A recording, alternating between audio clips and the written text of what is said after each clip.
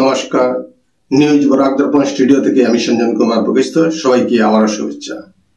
গতকাল অর্থাৎ 9 মার্চ দিগম্বর জৈন সমাজের উদ্যোগে আয়োজিত সিদ্ধচক্র বিধান ধর্মীয় অনুষ্ঠান আগামী 14 তারিখ পর্যন্ত বিভিন্ন কর্মসূচির মাধ্যমে শিলচর জৈন মন্দিরে উদযাপিত হচ্ছে এবং 15 তারিখ বিশ্ব শান্তি মহাযজ্ঞ অনুষ্ঠিত হবে সমগ্র বিশ্বের মঙ্গলের উদ্দেশ্যে।